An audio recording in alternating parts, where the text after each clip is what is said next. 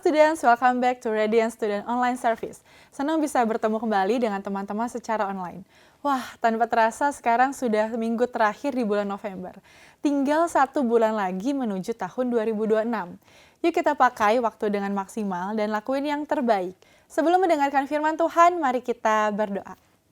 Tuhan Yesus, kami mengucap syukur untuk hari ini, kami mengucap syukur untuk waktu yang kami punya. Hari ini kami mau belajar untuk mendengarkan firman Tuhan, berkati kami, siapkan hati kami untuk belajar Tuhan. Kami mengucap syukur untuk hari ini dan kami siap menerima firman-Mu di dalam nama Tuhan Yesus, haleluya, amin. Kalau flashback sedikit ke awal tahun, berapa banyak goal atau target yang teman-teman buat untuk tahun ini? Biasanya di bulan Januari tekad kita masih kuat banget. Tahun ini aku mau berubah, aku mau rajin belajar, hidup sehat, lebih dekat sama Tuhan. Tapi sekarang sudah bulan November, dan apa yang terjadi? Mungkin di pertengahan tahun, bulan April, Juni, kita mulai kompromi. Terus di bulan November ini, bagaimana kabar kita? Kita mulai berkata, pelajaran ada kemajuan sih, nilainya lumayan naik, tapi ya lumayan lah. Atau berat badannya turun sedikit, ya udahlah hasilnya lihat nanti aja deh.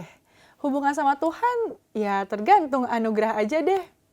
Kita memulai dengan semangat, aku harus berubah, tapi berakhir dengan mental, ya lumayan lah. Kenapa bisa begitu? Kenapa kita sering mulai dengan niat baik, tapi berakhir terima hasil seadanya aja? Kenapa kita selalu kembali ke titik yang sama? Sekedar baik, bukan yang terbaik. Hari ini kita akan belajar tentang itu lewat tema Good is not enough. Tuhan gak mau kita hanya sekedar baik, karena Tuhan sudah sediakan yang terbaik. Kita akan belajar dari seorang yang juga bergumul seperti kita di Alkitab, yaitu Rasul Paulus. Rasul Paulus ini luar biasa teman-teman.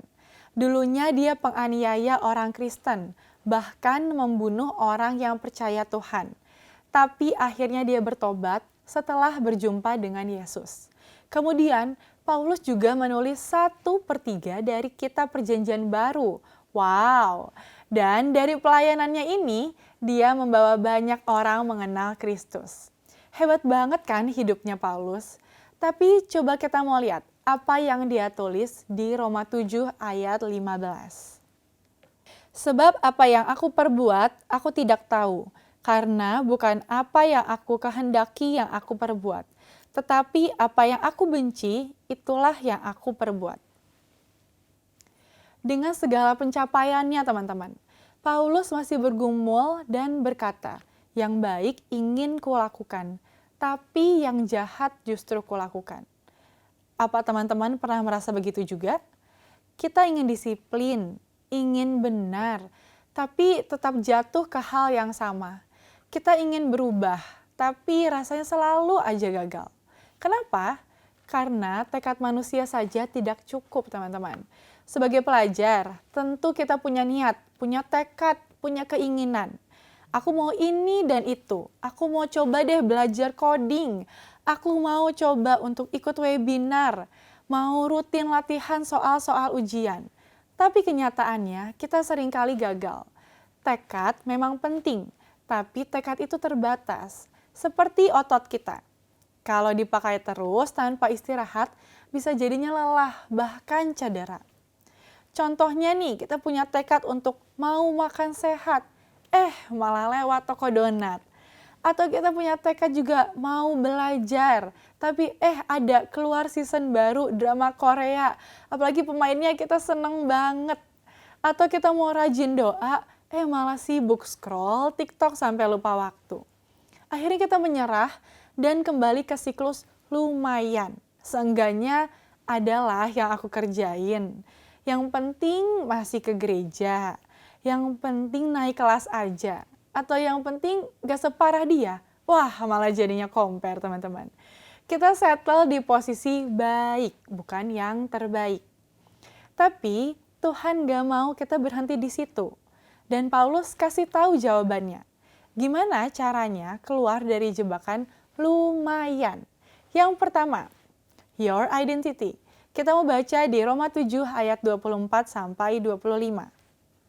Aku manusia celaka.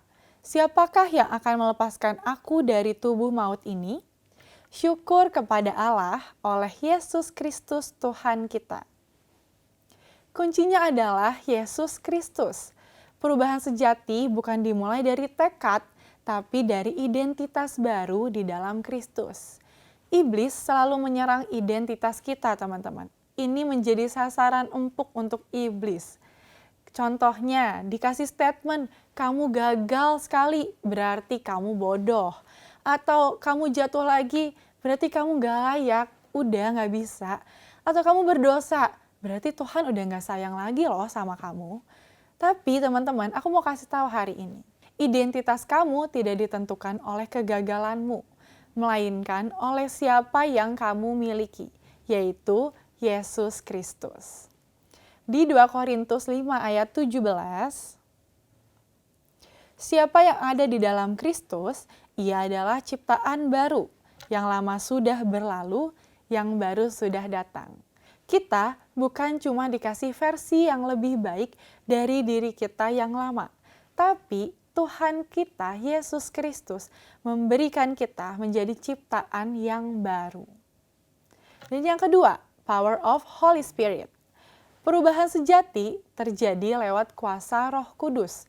Ketika kita tahu siapa kita, yaitu tadi milik Kristus, maka kita nggak hidup dengan kekuatan sendiri, teman-teman. Kita hidup dengan kuasa dari Roh Kudus. Di Galatia 5 ayat 16, mari kita sama-sama baca. Hiduplah oleh Roh, maka kamu tidak akan menuruti keinginan daging. Kata hiduplah di sini dalam bahasa Yunaninya adalah paripateo. Artinya berjalan terus setiap hari, bukan cuma sekali-sekali. Artinya teman-teman, hidup oleh Roh Kudus itu kebiasaan sehari-hari.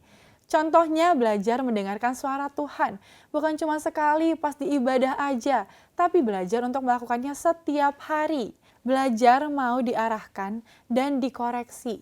Belajar untuk taat walaupun gak nyaman, walaupun gak sesuai sama apa yang kita mau. Karena keinginan daging kita maunya hal lain, tapi kita mau belajar untuk mendengarkan firman Tuhan, mendengarkan suara Tuhan dan taat. Yang ketiga, self-check. Hasil dari hidup kita dengan kuasa Roh Kudus adalah ada buah roh yang muncul. Di Galatia 5 ayat 22-23 dibilang, ada buah roh itu, ada kasih, sukacita, damai sejahtera, kesabaran, kemurahan, kebaikan, kesetiaan, kelemah lembutan, dan penguasaan diri. Coba cek diri kita, apakah yang ada dalam keseharian kita itu buah Roh Kudus atau bukan? Mulai perhatikan, penguasaan diri itu bukan dari hasil tekad, tapi buah Roh Kudus. Sukacita di tengah masalah, itu juga bukan hasil usaha manusia, tapi buah Roh Kudus. Kesabaran dan kebaikan juga adalah buah roh, bukan hasil usaha manusia. Selama ini, coba cek, apakah kita harus memaksa diri kita untuk baik sama orang, atau memang itu adalah buah roh yang dihasilkan oleh Roh Kudus di dalam diri kita. Teman-teman, Tuhan sudah memberikan yang terbaik untuk kita. Identitas kamu adalah dalam Kristus, yang dengan kuasa Roh Kudus, kamu akan menghasilkan buah roh. Hari ini aku mau ajak kalian untuk menjalani hidup dengan melakukan yang terbaik. Teman-teman, aku mau tantang kalian. Yang pertama, untuk teman-teman yang belum menerima Tuhan Yesus sebagai Juru Selamat, apakah kalian mau hari ini mengambil waktu, mengambil kesempatan untuk menerima Yesus menjadi Tuhan dan Juru Selamat untuk kalian? Dan yang kedua, apakah kalian mau untuk mengizinkan Roh Kudus menuntun, bahkan mengubah hidupmu menjadi ciptaan yang baru? Mari kita berdoa. Tuhan Yesus, saya berdoa untuk teman-teman dimanapun yang mendengarkan firman Tuhan hari ini. Yesus berkati kalau mereka ada yang belum menerima Tuhan dan hari ini siap mengambil keputusan untuk menerima Tuhan menjadi satu-satunya Juru Selamat. Tuhan, masuklah ke dalam hidup mereka, ke dalam hati mereka, dan bekerjalah. Roh Kudus, penuhi setiap kami, pimpin setiap kami, ajari kami untuk belajar mendengarkan suara-Mu dan juga taat kepada apa yang Engkau katakan. Kami siap diubahkan menjadi ciptaan yang baru, karena identitas kami di dalam Tuhan adalah kami milik Kristus. Teman-teman, terimalah berkat dari Tuhan yang memberikan kalian damai, sukacita, kasih dari Tuhan yang mengalir setiap hari kemanapun kalian berada, dimanapun kalian berada, kemanapun kalian pergi. Di dalam nama Tuhan Yesus, haleluya. Amin. Untuk teman-teman yang membutuhkan dukungan doa, kalian bisa scan QR Code di bawah, akan ada pendoa yang melayani dan mendoakan kalian. Happy weekend and God bless you!